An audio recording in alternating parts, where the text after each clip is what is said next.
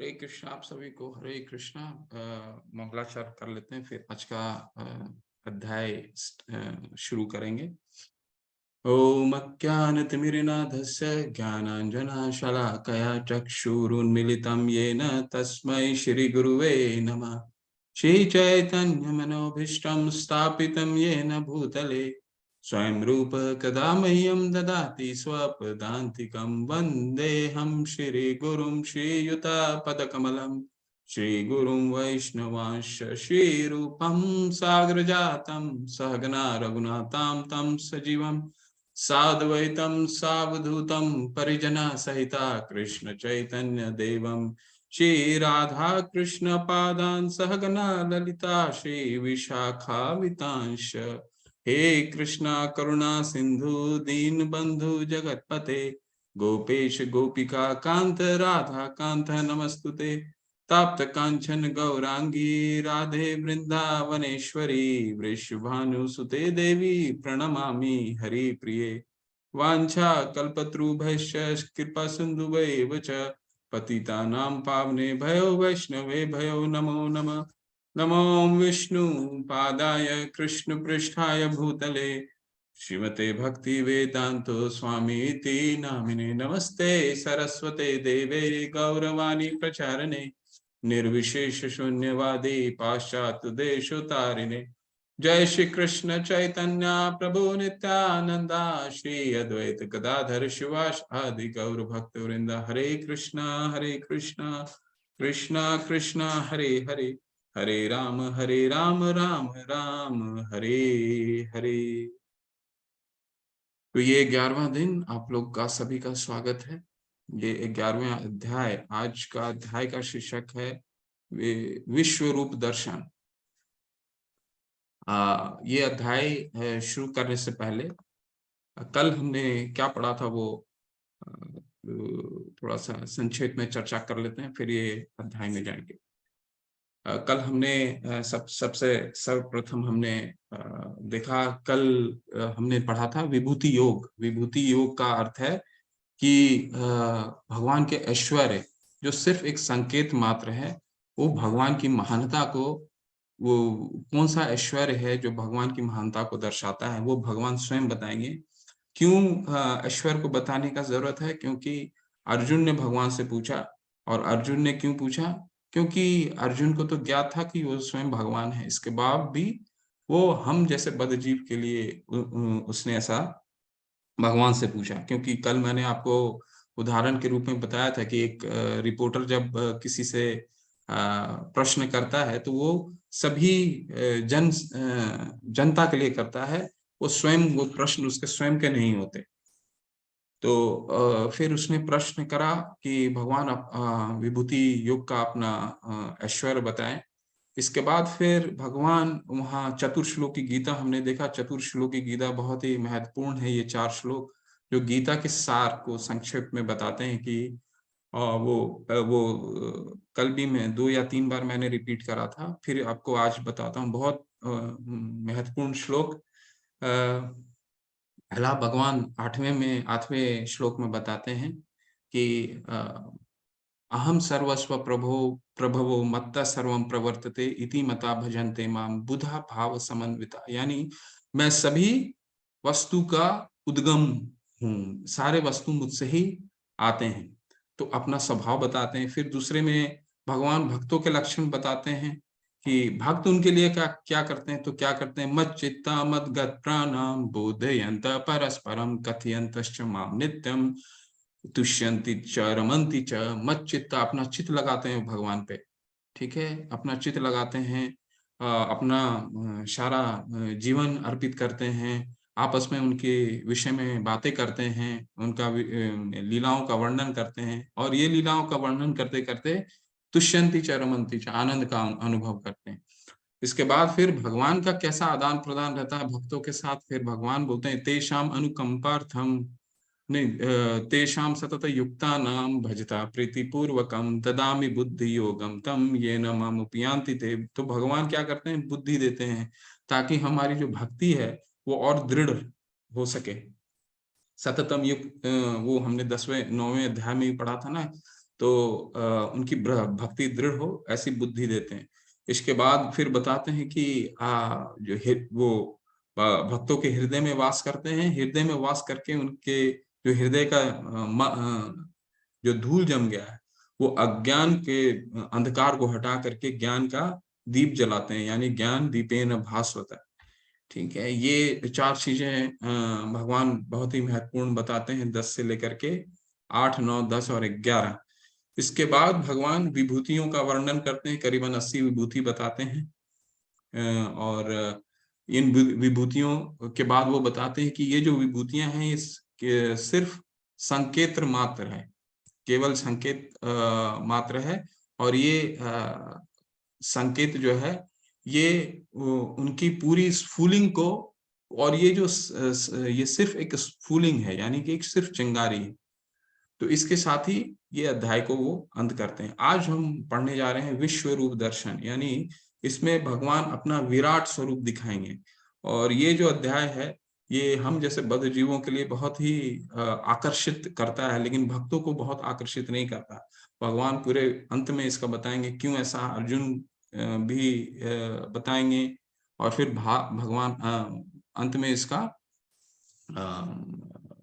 अपना कंक्लूजन देंगे, क्यों क्यों विराट रूप भक्त लोग नहीं देखते हैं, लेकिन हम बद्ध जीव जो आकर्षण आकर्षण के हमें कोई भी चीज जो आकर्षित करता है, कोई भी चीज हमें, आप सारे लोग अपने वीडियो को ऑफ रखिए, कोई भी चीज आकर्षित करता है, वो हमारा वो अभी हम कोई भी चमत्कारी चीज अगर हमारे कैसे आकर्षित करता है, तो इसीलिए ये हम बद्ध जीवों के लिए ये बहुत आकर्षण का विषय रहता है। और शुरुआत में जब मैंने भगवत गीता का अध्ययन शुरू किया था, तो ये अध्याय मुझे बहुत आकर्षित करता था।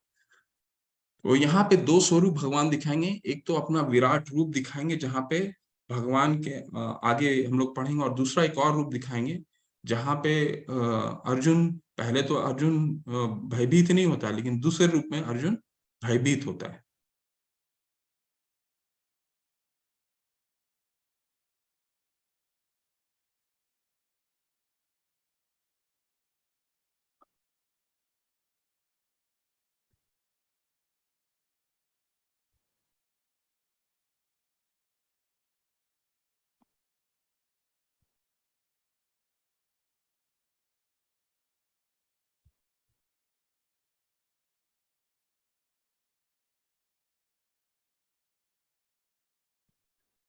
प्रथम श्लोक है,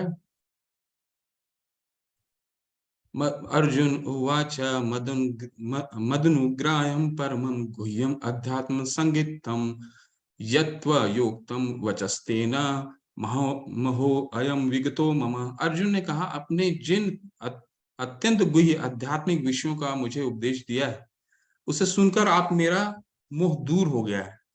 तो भगवान ने 10वें अध्याय में जो विभूति योग का वर्णन किया है, उसमें तो भगवान अर्जुन का संशय बिल्कुल चला गया था, जब उनका जब 12वें श्लोक में वो बताते हैं कि आप परम ब्रह्म हैं, परम ब्रह्म परम धामम पवित्रम पवित्रम परमम भवाम। तो भगवान को उन्होंने वहां पे स्वयं भगवान मान लिया था, है ना। तो अब यहाँ पे वो कह रहे हैं कि मैं, मेरा मोह सारा दूर हो गया है, मेरी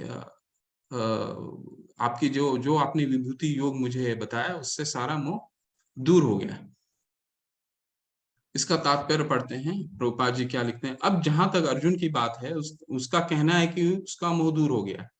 इसका अर्थ यह हुआ कि वह कृष्ण को अपना मित्र स्वरूप सामान्य मनुष्य नहीं मानता। इसका अर्थ यह हुआ कि वह कृष्ण को अपना मित्र स्वरूप सामान्य मनुष्य नहीं मानता, अपितु उन्हें प्रत्येक वस्तु का कारण मानता है। किंतु अभी वह यह सोचता है कि भले ही वह कृष्ण को हर एक वस्तु का कारण मान ले, किंतु दूसरे लोग नहीं मानेंगे। तो अतः यह इस अध्याय में यह सबों के लिए कृष्ण की अलौकिकता स्थापित करने के लिए कृष्ण से प्रार्थना करता है कि वे अपना विराट रूप दिखलाएं। तो यहाँ पे जैसे मैंने बताया आपको, भगवान तो अर्जुन ने 10वें अध्याय में भगवान को परम ब्रह्म मान लिया। तो यहाँ पे वो विराट रूप के लिए क्यों वर्णन कर रहा है, तो प्रभुपाद जी बता रहे हैं कि विराट रूप का भगवान ने अपना सैद्धांतिक और दार्शनिक रूप से तो पूरे गीता में अभी तक अपने आप को स्थापित कर दिया था। पर स्वयं को प्रकट करने के लिए उन्होंने ऐसा किया। स्वयं को पहला पहला तो ये था कि सैद्धांतिक और दार्शनिक रूप में तो सारा कुछ उन्होंने बता दिया कि अहम सर्वस्व प्रभो मत्तः सर्वं प्रवर्तते, मैं सभी जीवों का उद्गम हूँ। लेकिन अभी ये अपने आप को प्रकट कर रहे हैं, तो ये एक मानदंड दे रहे हैं। दूसरा है कि ये मानदंड दे रहे हैं कि कल को कोई भी भगवान, स्वयं को कोई भी कल भगवान मानता है या बताता है, तो उसके लिए विराट रूप दिखाना आवश्यक है। पहला तो उन्होंने सारा फिलोसफिकल जो सैद्धांतिक है, दार्शनिक है, सारा कुछ उन्होंने बताया। अब वो अपने आप को स्वयं को प्रकट करेंगे। तो अगर कोई हमारे भौतिक जगत में ये कह रहा है हाँ, कि मैं भगवान हूँ, तो उसको ये विराट रूप दिखाना विराट रूप दिखा करके साबित करना होगा कि वो भगवान है। तो ये मुख्यतः 2 कारण। आगे बढ़ते हैं। हे कमल नेत्रों वाले, मैंने हर जीवित इकाई की उपस्थिति और गायब होने के बारे में विस्तार से आपसे सुना, जैसा कि आपकी अटूट महिमाओं के माध्यम से महसूस किया गया। हे पुरुषोत्तम, हे परमेश्वर, यद्यपि आपको मैंने अपने समझ आपके द्वारा वर्णित आपके वास्तविक रूप में देख रहा हूँ, किंतु मैं ये देखने का इच्छुक हूँ कि आप इस दृश्य जगत में किस प्रकार प्रविष्ट हुए। मैं आपके उसी रूप का दर्शन करना चाहता हूँ। हे प्रभु योगेश्वर, योगेश्वर का अर्थ हुआ अनंत, जिनके अनंत शक्ति है। हे योगेश्वर, आप सोचते हैं कि मैं आपके विश्व रूप को देखने में समर्थ हो सकता हूँ, तो कृपा करके मुझे अपना असीम विश्व रूप दिखाएं। तो योगेश्वर का क्या मतलब हुआ कि योगों का ईश्वर। तो भगवान की तो शक्ति वो अचिंत्य है। तो ये यहाँ पे भगवान से अर्जुन सम्मान पूर्वक आग्रह कर रहा है, क्योंकि भगवान स्वतः जब तक प्रकट नहीं हो, हम उनको नहीं देख पाएंगे। तो यहाँ वो आग्रह कर रहा है कि आप स्वयं मुझे प्रकट होके अपना ये स्वरूप दिखाइए, जो हम भौतिक सीमाओं में रहकर नहीं कर सकते।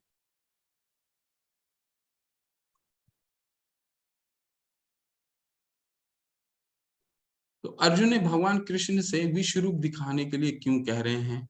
उसने क्या कृष्ण पर संदेह किया? नहीं।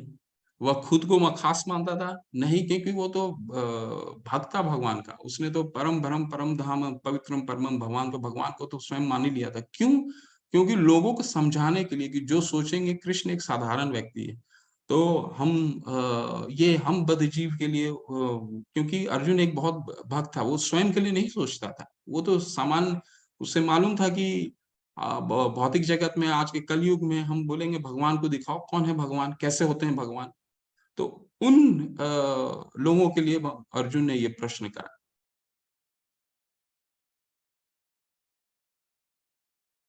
तो ये कुछ चित्र के माध्यम से देख सकते हैं।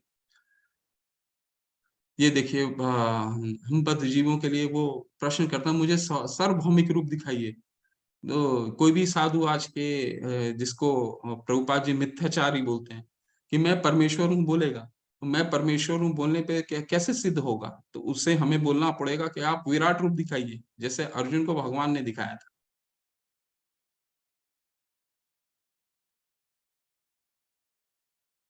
भगवान ने कहा, अर्जुन हे पार्थ, अब तुम मेरे ऐश्वर्य को, सैकड़ों हजारों प्रकार के देवी तथा विविध रंगों वाले रूप को देखो। तो अब भगवान विराट रूप अपना दिखाने वाले हैं। हे भारत, लो तुम आदित्यों, वसुओं, रुद्रों, अश्विनी कुमारों तथा अन्य देवताओं के विभिन्न रूपों को यहाँ देखो। तुम ऐसे अनेक आश्चर्यमय रूप को देखो जिन्हें पहले किसी ने ना तो कभी देखा है, ना सुना है। अर्जुन, है अर्जुन, तुम तो जो भी देखना चाहो उसे तत्क्षण मेरे इस शरीर में देखो। तुम इस समय तथा भविष्य में भी जो भी देखना चाहते हो, तो उसका यह विश्व रूप दिखाने वाला है। तो भगवान एक संकेत मात्र अभी दे रहे हैं, अभी उन्होंने दिखाया ना, अभी दिखाने के लिए वो कह रहे हैं। यहाँ एक ही स्थान पर चर और अचर सब कुछ है, किंतु तुम मुझे अपनी इन आंखों से नहीं देख सकते, अतः मैं तुम्हें दिव्य आंखें दे रहा हूं, अब मेरे योग ऐश्वर्य को देखो। तो यहाँ पे मुख्यतः क्या बता रहे हैं भगवान कि ये जो विश्व रूप है, ये प्रभुपाद जी अपने तात्पर्य में बताते हैं कि ये विश्व रूप है, ये अस्थाई है, भगवान का अस्थाई है। इसका मतलब ये हुआ कि जैसा हमारा भौतिक अशाश्वत है, अस्थाई है, हर प्रलय के बाद अगर ब्रह्मा जी का एक कल्प बीतता है तो हम छोटा प्रलय आता है, तो उस प्रलय के साथ ही हमारा सारा जगत है, जो भौतिक जगत है, सारा जगत वो महाविष्णु के गर्भ में चला जाता है। तो ये विराट रूप भी अस्थाई है। और यहाँ पे एक आश्चर्य चीज बता रहे हैं कि तुम्हें यहीं पे रह करके देखो, क्या कोई वैज्ञानिक ये कह सकता है कि एक ही जगह रह करके वो सारे ब्रह्मांड को देख सकता है? नहीं, वो सिर्फ भगवान ही देख सकते हैं। और फिर अंत में भगवान यहाँ अर्जुन को ये रूप दिखाने के लिए उन्हें दिव्य चक्षु देते हैं, दिव्य दृष्टि देते हैं।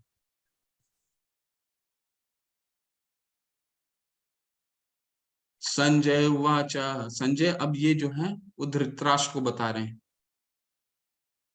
एवं मुक्ता ततो राजन महायोगेश्वरी हरि दर्शम्यास पार्थय परमम रूपम ऐश्वरम। संजय ने कहा, हे राजा, इस प्रकार कहकर महायोग ईश्वर भगवान ने अर्जुन को अपना विश्व रूप दिखलाया। अब आपके मन में प्रश्न आ रहा होगा कि संजय, भगवान ने तो अर्जुन को दिव्य दृष्टि दिए थे, तो संजय ये दिव्य दृष्टि के पास तो कोई दृष्टि थी ही नहीं, कोई मतलब तो संजय कैसे दृष्टि से देख रहा था? संजय किस तरह से उसे देख रहा था? तो क्या कोई इस प्रश्न का किसी कोई सहायता कर सकता है, कोई आंसर दे सकता है? तो कोई चैट बॉक्स में भी डाल सकता है या अपने हैंड रेज कर सकते हैं। किस तरह वो व्यास जी ने दिव्य दृष्टि दी थी। हरि बोल, हरि बोल, हरि बोल। सुशील प्रभु जी, बिल्कुल बिल्कुल। व्यास देव जी ने संजय को दिव्य दृष्टि दी थी, उस दिव्य दृष्टि से वो देख पा रहे थे।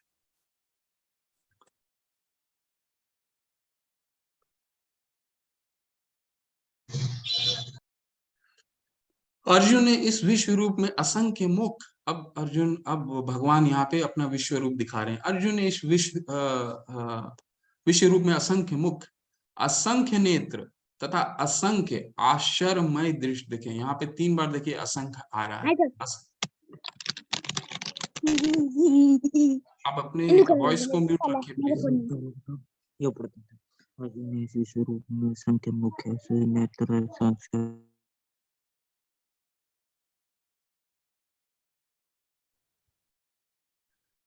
यह रूप अनेक देवी आभूषणों से अलंकृत था और अनेक देवी हथियार उठाए हुए थे। यह देवी मालाएं तथा वस्त्र धारण किए था और उस पर उनके दिव्य सुगंधियां लगी थी। सब कुछ आश्चर्यमय, तेजमय, असीम तथा सर्वत्र व्याप्त था। यदि आकाश में हजारों सूर्य एक साथ उदय हों तो उनका प्रकाश शायद परम पुरुष के इस विश्व रूप के तेज की समता कर सकते हैं।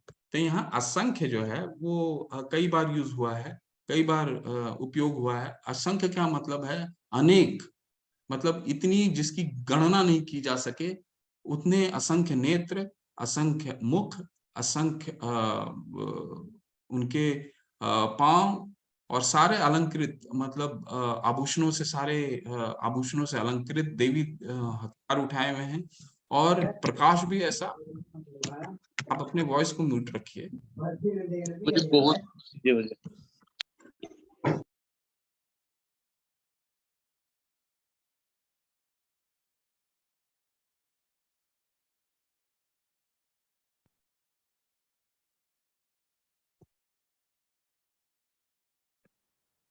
और आकाश में हजारों सूर्य एक साथ उदय हो तो उनका प्रकाश शायद परम पुरुष के इस विश्व रूप की तेज की समता कर सके। मतलब इतना तेजमय वहां प्रकाश था कि हजारों सूर्य का जो प्रकाश है वो भी उनकी समता नहीं कर पा रहा था, इतना तेज वो प्रकाश था भगवान का। उस समय अर्जुन भगवान के विश्व रूप में एक ही स्थान पर स्थित हजारों भागों में विभक्त ब्रह्मांड के अनंत अंशों को देख सका। तो अर्जुन एक जगह ही बैठ करके, वहां भी वहीं अर्जुन भी थे, वहीं कृष्ण भी थे, एक साथ ही वहां पे बैठ करके वो अर्जुन देख पा रहे थे और सिर्फ वहां पे अर्जुन ही देख पा रहे थे और वहां पे जितने भी योद्धा थे कोई उनको देख नहीं पा रहा था, क्योंकि भगवान ने दिव्य चक्षु सिर्फ अर्जुन को दिया था। तब मोहग्रस्त एवं आश्चर्यचकित रोमांचित हुए अर्जुन ने प्रणाम करने के लिए मस्तक झुकाया और वह हाथ जोड़कर भगवान से प्रार्थना करने लगा। तो यहाँ पे एक शब्द आया है आश्चर्यचकित। तो आश्चर्यचकित प्रभुपाद जी अपने तात्पर्य में बताते हैं कि ये आश्चर्य भी एक तरह का संबंध है जो भक्त अपने भगवान से करते हैं, है ना। जिस तरह प्रेम का संबंध होता है, तो आश्चर्य का आश्चर्य जो है वो भी एक संबंध है भगवान का। और अर्जुन यहाँ पे काफी गंभीर हो गए थे, शांत हो गए थे और उनके रोम रोम खड़ा हो गया था, काफी आह्लादित भी थे, भयभीत नहीं हुए थे अभी, वो आह्लादित भी थे, जिसको अंदर से प्रसन्नता भी थी, गंभीर भी थे, शांत भी थे और उनका रोम रोम खड़ा हो गया था। तो ये आश्चर्यचकित जो यहाँ शब्द यूज हुआ है, ये इसके लिए ये बता रहा है। भयभीत वो आगे होंगे जब वो एक और रूप वो दिखाएंगे भगवान। तो अर्जुन ने कहा, हे भगवान कृष्ण, मैं आपके शरीर में सारे देवताओं तथा अन्य विविध जीवों को एकत्र देख रहा हूं। मैं कमल पर आसीन ब्रह्मा, शिव जी तथा समस्त ऋषियों एवं देवों दिव्य सर्पों को देख रहा हूं। हे विश्वेश्वर, हे विश्वरूप, मैं आपके शरीर में अनेका एक हाथ, पेट, मुंह तथा आंख देख रहा हूं, जो सर्वत्र फैले हैं और जिनका अनंत नहीं है। आप में न अनंत दिखता है, न मध्य और न आदि। आपके रूप को उसके चकाचौंध के कारण देख पाना कठिन है, क्योंकि वह प्रज्वलित अग्नि के भांति अथवा सूर्य के अपार प्रकाश की भांति चारों ओर फैल रहा है।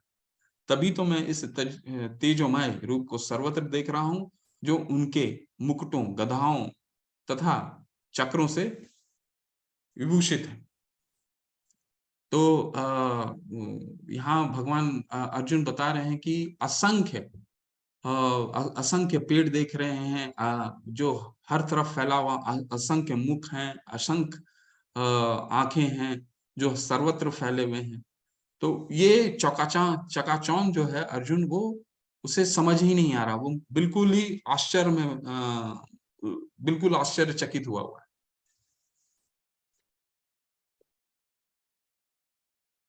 हे महाभाव, आपके इस अनेक मुख, नेत्र, बाहु, जांघ, पांव, पेट तथा भयानक दांतों वाले विराट रूप को देखकर देवतागण सहित सभी लोग, महादेवता भी देख पा रहे थे भगवान सहित सभी लोग अत्यंत विचलित हैं और उन्हीं के तरह मैं भी हूं। तो ये जो विराट स्वरूप है, ये देवताओं ने भी नहीं देखा था पहले। हे सर्वव्यापी विष्णु, नाना ज्योतिर्मय रंगों से युक्त आपको आकाश का स्पर्श करते, मुख फैलाए तथा बड़ी बड़ी चमकती आंखें निकाले देखकर भय से मेरा मन विचलित है। मैं ना मैं ना तो धैर्य धारण कर पा रहा हूं, न मानसिक संतुलन ही रख पा रहा हूं। तो यही भावना जो है वो भगवान बता रहे हैं कि ये जो संबंध है आश्चर्य का, जिसमें अर्जुन जो है बिल्कुल ही आह्लादित भी है, गंभीर भी है, शांत भी है। धृतराष्ट्र के सारे पुत्र अपने समस्त सहकारों सहित तथा भीष्म, द्रोण, कर्ण एवं हमारे प्रमुख योद्धा भी आपके विकराल मुख में प्रवेश कर रहे हैं। उनमें से कुछ के शिरों को तो मैं आपके दांतों में बीच चूर्णित होते देख रहा हूं। अब यहाँ पे दूसरा रूप आ रहा है भगवान का यहाँ पे काल रूप दिखा रहे हैं। पहले तो उन्होंने विराट रूप दिखाया है, तो असंख्य पेट, असंख्य मुख, असंख्य पांव और असंख्य देव जो अलंकारित पूरा अलंकार से आभूषणों से सजे हुए हैं, वो दिखाया उन्होंने। अब ये जो काल रूप है, वो भगवान काल रूप दिखा रहे हैं, जहाँ पे सारे योद्धा उनके मुंह में अंदर जाते हुए दिख रहे हैं और सारे सबके सर को चूर्णित कर रहे हैं भगवान, ऐसा देख रहे हैं अर्जुन। जिस प्रकार नदियों के अनेक तरंगे समुद्र में प्रवेश करती हैं, उसी प्रकार ये समस्त महान योद्धा भी आपके प्रज्वलित मुखों में प्रवेश कर रहे हैं। तो सारे योद्धा भगवान के मुख में प्रवेश कर रहे हैं। अभी भगवान आगे बताएंगे कि वो ऐसा क्यों, वहां पे काल काल के रूप में वो क्या दिखाना चाह रहे हैं। भगवान ने कहा समस्त जगतों को विनिष्ट करने वाला काल में हूँ और मैं यहाँ समस्त लोगों का विनाश करने के लिए आया हूँ। तुम्हारे यानी पांडवों के सिवा दोनों पक्षों के सारे योद्धा मारे जाएंगे। तो अर्जुन यहाँ क्या देखा, पिछले में हमने पिछले श्लोक में क्या भगवान ने बोला कि नदियां जो समुद्र में प्रवेश कर रही हैं, ये सारे योद्धा भगवान के मुख में उसी तरह प्रवेश कर रहे हैं। तो कहने का तात्पर्य है कि सारे योद्धा, भगवान यहाँ कह रहे हैं कि सारे योद्धा जो पांडवों को छोड़कर, तुम पांडवों को छोड़ के सारे योद्धा इस युद्ध में मारे जाएंगे। ऐसा वो इस विराट रूप, इस काल रूप में दिखाने की कोशिश कर रहे हैं। तो काल से विजय कोई प्राप्त नहीं कर पाता। जिस तरह हम हर समय हम जैसे ही अपना जन्मदिन मनाते हैं, तो चाहे वो बच्चा हो या कोई यौवन हो या वृद्ध हो, कोई भी अपने एज को क्या बोलता है, उम्र को क्या बोलता है, आज मैं 3 ईयर ओल्ड हो गया हूँ, या 10 साल ओल्ड हो गया हूँ, या 20 साल ओल्ड हो गया हूँ, या 25 साल ओल्ड हो गया हूँ, या 50 साल ओल्ड हो गया हूँ। कोई ये नहीं कहता कि मैं यंग हो रहा हूँ। क्यों? क्योंकि वो अपने जो उसका काल है, काल का अर्थ क्या है? समय। समय से कोई विजय नहीं प्राप्त कर सकता। तो वो जो परीक्षा की घड़ी है, उसके निकट वो आ रहा है। इसलिए 3 ईयर ओल्ड है, 15 साल ओल्ड है, 25 साल ओल्ड है, 50 साल ओल्ड है, वो अपना समय जो उसका बीत रहा है, आज वो 2 साल का नहीं होगा। इसलिए समय से कोई विजय प्राप्त नहीं कर सकता। ये बहुत ही महत्वपूर्ण श्लोक है। तस्मात् मुष्टित यशो लभस्व जित्वा शत्रुं भुक्षव राज्यं समुद्धमम् मयैवेत निहिता पूर्वमेव निमित्त मात्रम भाव सव्यसाचीन। अतः उठो, लड़ने के लिए तैयार हो और यश अर्जित करो, अपने शत्रुओं को जीतकर संपन्न राज का भोग करो। तो इसमें एक बहुत ही महत्वपूर्ण शब्द आ रहा है, यशो लभस्व। यशो लभस्व ऐसा क्यों बोल रहे हैं, वो बताएंगे। अपने शत्रुओं को जीतकर संपन्न राज्य का भोग करो, यह सब मेरे द्वारा पहले ही मारे जा चुके हैं। और हे सव्यसाची, सव्यसाची का तुम तो युद्ध में केवल निमित्त मात्र हो सकते हो। यानी सव्यसाची का अर्थ ये होता है कि वो योद्धा जो धनुष बाण में जो निपुण हो। भगवान यहाँ पे अर्जुन को एक योद्धा के रूप में बोल रहे हैं कि सव्यसाची, जो तुम धनुष बाण में निपुण हो, केवल निमित्त मात्र बनो। ये इनको तो मैं, योद्धाओं को ये तो पहले मार चुका हूँ। तो यहाँ पे यशो लभस्व, यशो लभस्व भगवान अपने शिष्य, अपने भक्तों को, ये खुद, ये स्वयं भी ये कार्य कर सकते थे, लेकिन ये अर्जुन अपने भक्त को द्वारा ये करवा रहे हैं। क्यों? क्योंकि वो उनको यश दिलवाना चाहते हैं। कि इसलिए भगवान, जब भी भगवान राम का, पुरुषोत्तम भगवान राम का नाम आता है, हनुमान जी का नाम सर्वश्रेष्ठ आता है। रावण को भगवान राम स्वयं मार सकते थे, लेकिन वो वन में गए। क्यों? क्योंकि वन में उनको भक्तों को संतुष्टि देनी थी, आनंद देना था। और हनुमान जी जब भी भगवान राम का नाम आएगा, हनुमान जी का नाम उसी श्रद्धा से हम लोग लेते हैं। क्यों? क्योंकि वो भगवान के बहुत बड़े भक्त थे और उनको यश दिलाने के लिए इतना सब कुछ रचा उन्होंने। तो भगवान यश दिलवाते हैं अपने भक्तों को। इसीलिए यहाँ पे कह रहे हैं कि यशो लभस्व, तुम उठो और लड़ाई लड़ो। ये इनकी तो पहले ही में इनकी मृत्यु हो चुकी। द्रोणं च भीष्मं च जयद्रथं च कर्णं तथ्यानपि योधवीराम् मया हतास्त्वं जहि मया विष्ठटा युधस्व जेतासि रणे सप्तनान्।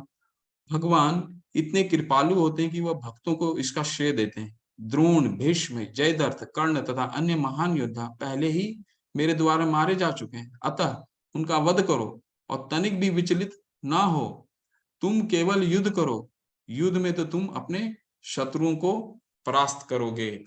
तो यहाँ पे सव्यसाची बोल रहे हैं कि सव्यसाची, तुम तो धनुष में निपुण हो, तुम उठो और इनका वध करो। इनका तो ये पहले ही मेरे द्वारा मारे जा चुके हैं। तो इनको बस तुम वध करो और निमित्त मात्र बनो। अब संजय कह रहे हैं धृतराष्ट्र से, संजय ने धृतराष्ट्र से कहा, हे राजा, भगवान के मुख से इन वचनों को सुनकर कांपते हुए अर्जुन ने हाथ जोड़कर उनसे बारंबार नमस्कार किया। फिर उसने भयभीत होकर अवरुद्ध स्वर में कृष्ण से इस प्रकार कहा। अर्जुन ने कहा, हे ऋषिकेश, आपके नाम के श्रवण से संसार हर्षित होता है और सभी लोग अपने प्रति अनुरक्त होते हैं। यद्यपि सिद्ध पुरुष आपको नमस्कार करते हैं, किंतु असुरगण भयभीत और इधर-उधर भाग रहे हैं। तो असुरगण जो है वो इधर-उधर भाग रहे हैं। ये ठीक ही हुआ है।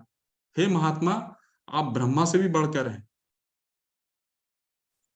आप आदि सृष्टा हैं, तो फिर आपको सादर नमस्कार क्यों न करें? हे अनंत, हे देवेश, हे जगत निवास, आप परम सूत्र हैं, अक्षर कारणों के कारण तथा इस भौतिक जगत के पर हैं। तो ब्रह्मा यहाँ पे कह रहे हैं आप ब्रह्मा से भी बढ़कर हैं। क्यों? क्योंकि ब्रह्मा जी की भी उत्पत्ति जो है महाविष्णु से हुआ था।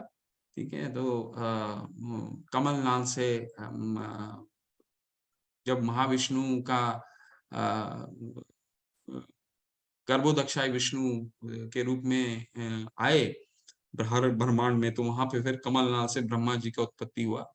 तो ब्रह्मा जी भी कहते हैं, ईश्वर परम कृष्ण सच्चिदानंद विग्रह अनादिरादिर गोविंद सर्व कारण कारण। भगवान ही सभी कारणों के कारण, ब्रह्मा जी स्वतः ही ब्रह्म संहिता में कहते हैं कि भगवान आप ही सभी कारणों के कारण हैं। तो यहाँ वही अर्जुन कह रहे हैं कि ब्रह्मा से भी बढ़कर हैं आप, आदि सृष्टा हैं, तो फिर आपको सादर नमस्कार क्यों न करें? आप आदि देव, सनातन पुरुष तथा इस दृश्य जगत के परम आश्रय हैं। आप सब कुछ जानने वाले हैं, आप ही सब कुछ हैं जो जानने योग्य हैं। आप भौतिक गुणों से परम आश्रय हैं। हे अनंत रूप, यह संपूर्ण दृश्य जगत आपसे व्याप्त है। तो ब्रह्मा जी भी ये कह रहे हैं, हम सर्वस्व प्रभु मत्त सर्वम प्रवर्तते इति मता भजन्ते मां बुधा भाव समन्विता। यानी भगवान सभी के उद्गम भगवान ही है। क्यों ब्रह्मा जी भी नमस्कार करेंगे? ये बहुत ही महत्वपूर्ण है, इस पे चर्चा करेंगे। आपको अपना मित्र मानते हुए मैंने हठ पूर्वक आपको हे कृष्ण, हे यादव, हे सखा जैसे संबोधनों से पुकारा है, क्योंकि अब वो जान गए, क्योंकि मैं आपकी महिमा को नहीं जानता था। मैंने मूर्खतावश या प्रेमवश जो कुछ भी किया, कृपया उसके लिए मुझे क्षमा कर दें। यह नहीं, मैंने कई बार आराम करते समय एक साथ लेटे हुए तथा साथ-साथ खाते हुए, बैठे हुए, कभी अकेले तो कभी अनेक मित्रों के समक्ष आपको अनादर किया है। हे अच्युत, मेरे इन समस्त अपराधों को क्षमा करें। तो ऐसा क्यों अर्जुन कह रहे हैं? ऐसा क्यों अर्जुन कह रहे हैं? क्योंकि अर्जुन देखिए 2 चीजें हैं। पहला तो अर्जुन भगवान को क्षमा मांग रहे हैं कि भगवान को वो एक मित्र और एक साधारण पुरुष के समान देख रहे थे। अब विराट रूप के पश्चात वो नहीं देख रहे हैं, लेकिन समान रूप में देख रहे थे। और असुरगण भी भगवान को एक सामान्य रूप में देखते हैं। तो आप लोग में से कोई ये विचार करके बता सकता है कि जो भक्त सामान्य रूप में देखता है और जो असुर सामान्य रूप में देखता है, उसमें क्या अंतर है? एक भक्त सामान्य रूप में देख रहा है भगवान को और एक असुर देख रहा है, उसमें क्या अंतर है? अगर कोई आप लोग में से कोई चैट में भी डाल सकता है या फिर कोई अपना हैंड रेज भी कर सकता है। असुर भगवान से जलते हैं, ईर्ष्या करते हैं, तो भक्त भगवान की भक्ति करता है। हरि बोल, हरि बोल। बिल्कुल। तो इसको इस तरह हम समझ सकते हैं कि मान लीजिए आपके पिता हैं जो आपके पिता बड़े अधिकारी हैं, ठीक है? तो आप अपने पिता से जब घर में मिलेंगे, तो पिता के रूप में ही मिलेंगे, लेकिन वही जब आप उनसे उनके दफ्तर या उनके कार्यालय में मिलेंगे, तो उस रूप में नहीं मिलेंगे जिस रूप में आप उनसे घर पे मिलते हैं। तो यहाँ पे कहने का तात्पर्य ये है कि जो भगवान जो भक्त है, वो भगवान को उसी रूप में देखना पसंद करता है जिस रूप में वो जो उनको स्वाभाविक स्वरूप है ना? तो यही और यहाँ पे प्रार्थना कर रहा है भगवान से अर्जुन की वो क्यों पुराने अपने जो मित्र का जो उसका उसने व्यवहार किया था उसका पश्चाताप कर रहा है। लेकिन वो मित्र का जो रिलेशन उनका जो उस समय संबंध था वो संबंध को स्मरण भी करना।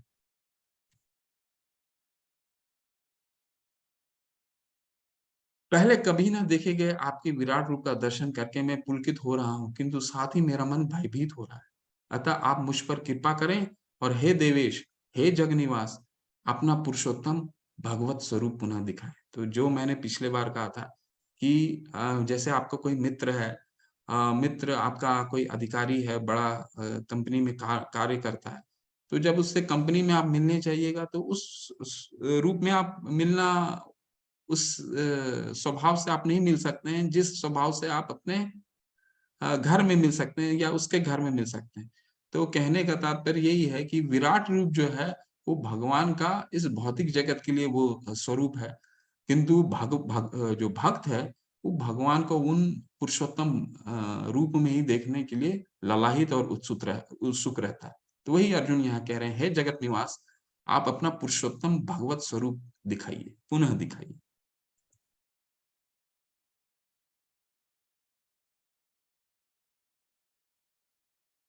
अर्जुन आगे कह रहे हैं, हे विराट रूप, हे सहस्त्रभुज भगवान, मैं आपके मुकुटधारी चतुर्भुज रूप का दर्शन करना चाहता हूँ, जिसमें आप अपने चारों हाथों में शंख, चक्र, गदा तथा पद्म धारण किए हुए हैं। मैं उसी रूप को देखने की इच्छा करता हूँ।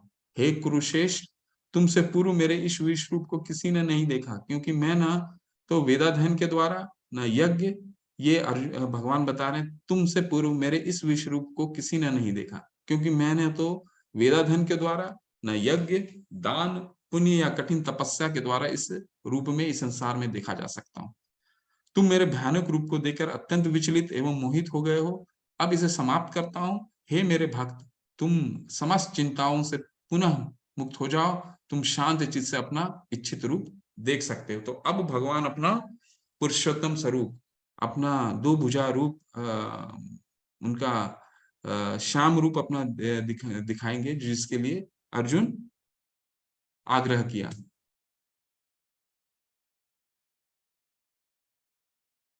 संजय ने धृतराष्ट्र से कहा, अर्जुन से इसे इस प्रकार कहने के बाद भगवान कृष्ण ने अपना असली चतुर्भुज रूप प्रकट किया और अंत में दो भुजाओं वाला रूप प्रदर्शित करके भयभीत अर्जुन को धैर्य बंधाया। तो अब भगवान ने अपना दो भुजाओं वाला रूप प्रदर्शित किया, जो जिसके लिए पुरुषोत्तम रूप उन्होंने प्रदर्शित किया भगवान अर्जुन के सामने, और फिर जो उनका भय था वो भय को दूर किया। जब अर्जुन ने कृष्ण को उनके आदि रूप में देखा तो कहा, हे जनार्दन, आपके इस अतीव मानव रूप को देखकर मैं अब स्थिर चित्त हूं और मैंने अपनी प्राकृत अवस्था प्राप्त कर ली है। तो यहाँ पे शिव भगवान ने कहा, हे अर्जुन, तुम मेरे जिस रूप को इस समय देख रहे हो, ये रूप कौन सा है? अभी एक श्लोक बोलता हूँ, उससे देख पाना अत्यंत दुष्कर है, यहाँ तक कि देवता भी इस अत्यंत प्रिय रूप को देखने की ताक में रहते हैं। सुदुदर्शमिदम रूपम दृष्टवांसी यतमना देवी अपस्य रूपस्य नित्यम दर्शन कांचन, यानी सुदुदर्शनम है। ये रूप को भगवान किसी को भी नहीं दिखाते। ये जो विराट रूप तो फिर भी वेदाध्ययन और उसमें थोड़ा भक्ति, मिश्र भक्ति के द्वारा देख सकते हैं, परंतु ये जो रूप है सिर्फ और सिर्फ भक्तों के लिए ऐसा ही। और इसलिए यहाँ पे 52वें श्लोक में बोल रहे हैं सुदूरदर्शनम है, ये बहुत ही दुर्लभ है देखना। तो देवता भी इस रूप को देखने के लिए इच्छुक रहते हैं। अब जैसे उदाहरण के रूप में जब माता देवकी का गर्भ में कृष्ण थे, तो देवता बहुत सुंदर स्तुति कर रहे थे और भगवान के आने का और उनको दर्शन देने, भागवतम में इसका बहुत विस्तार से व्याख्या आता है कि बहुत सुंदर स्तुति कर रहे थे कि भगवान का दर्शन अभिलाषी थे वो, जब देवकी माता के गर्भ में थे।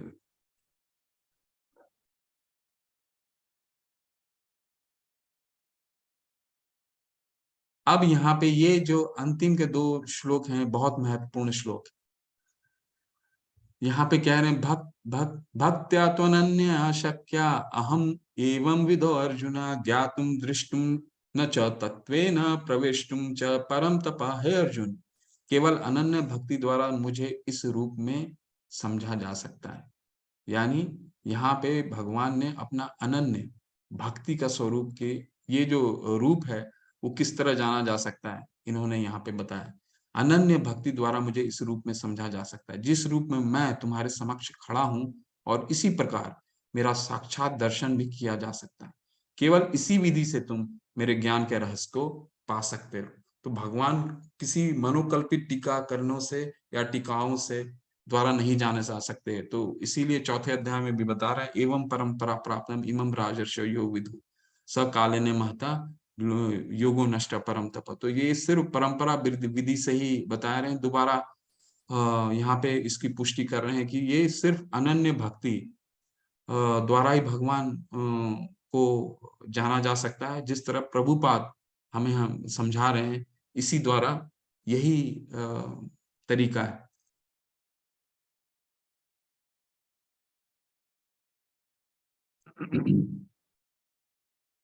मत कर्म मत कर्म कृत मत कर्म मत कर्म कृत मत परमो मद भक्त संग वर्जिता निर्वैर सर्वभूतेषु यह स मामेति पांडवा। हे अर्जुन, जो व्यक्ति सकाम कर्मों तथा मनोधर्म के कल्मशों से मुक्त होकर मेरी शुद्ध भक्ति में तत्पर रहता है, जो मेरे लिए ही कर्म करता है, जो मुझे ही जीवन का लक्ष्य समझता है, और जो प्रत्येक जीव में मैत्री भाव रखता है, वह निश्चय ही मुझे प्राप्त करता है। तो 9वें अध्याय के भी अंत में भगवान ने कहा कि मन बनाम भव मत भक्तो मद्याजी माम नमस्कुरो माम वेशाशी युक्त्वेवम आत्मानं मत परायण।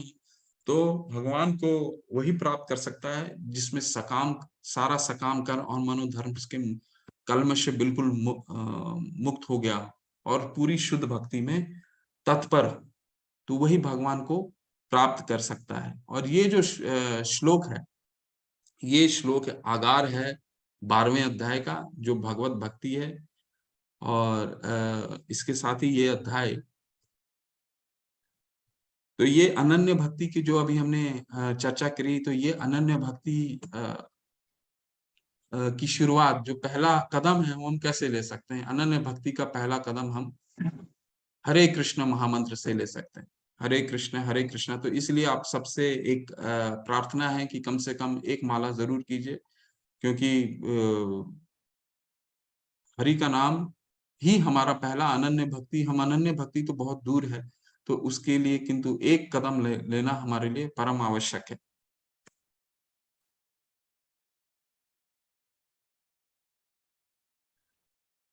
तो भगवान कृष्ण के प्रति शुद्ध भक्ति सेवा कैसे करें? तो भगवान वो कोई मोबाइल नहीं चाहिए, कोई कार नहीं चाहिए, कोई पैसा नहीं चाहिए, भगवान को कोई घर नहीं चाहिए। भगवान को क्या चाहिए?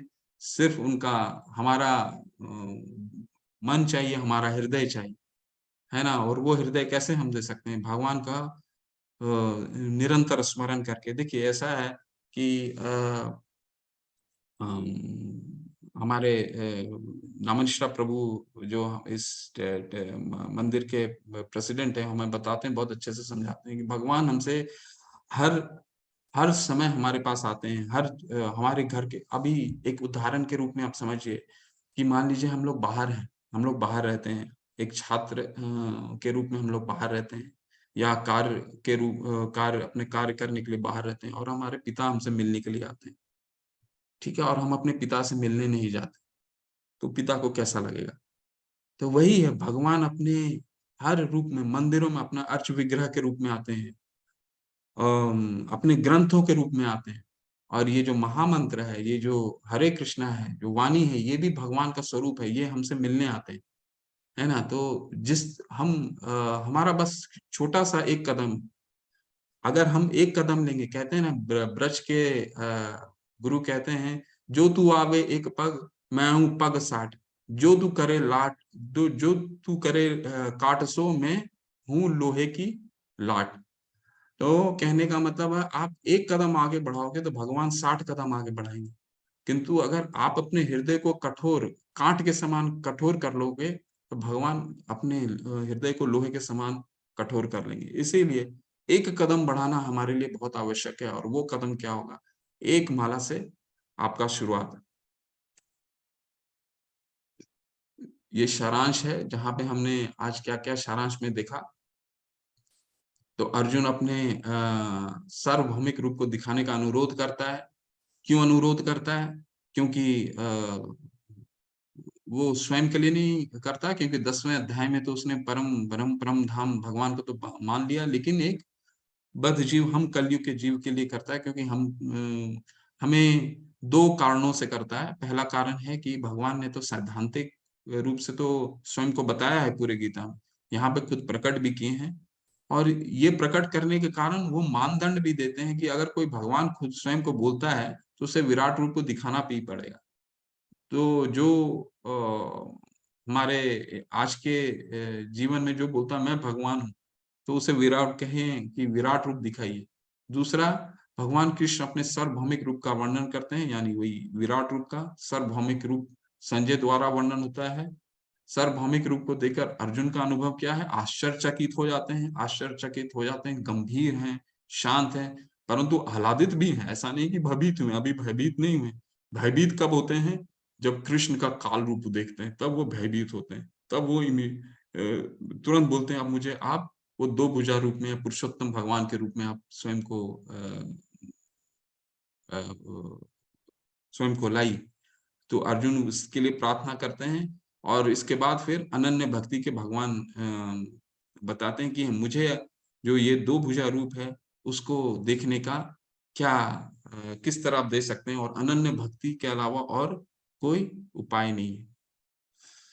इसके साथ ही ये आज का विषय यहीं पे समापन करते हैं। हरे कृष्णा।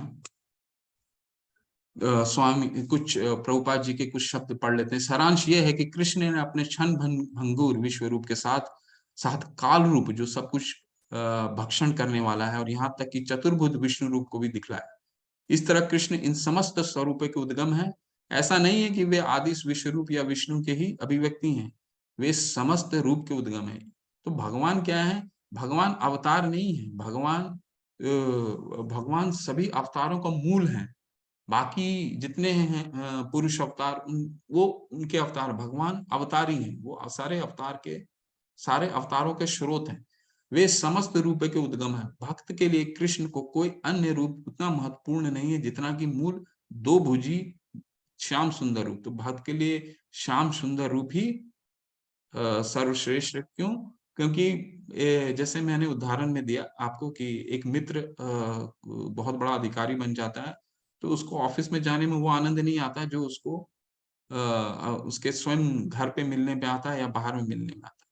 तो ब्रह्म संहिता में कहा गया कि जो प्रेम या भक्ति भाव से कृष्ण के श्याम सुंदर रूप का आसक्त है, वह सदैव उन्हें अपने हृदय में रखता है। प्रेमांजन छुरिता भक्ति विलोचनेन।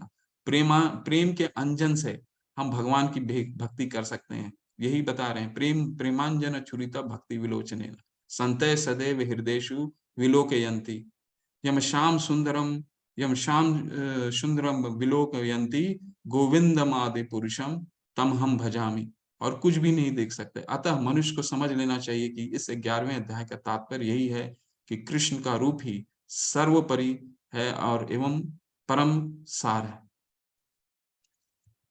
इसके साथ ही आज का अध्याय समापन करते हैं। आज थोड़ा सा हमने काफी जल्दी में किया।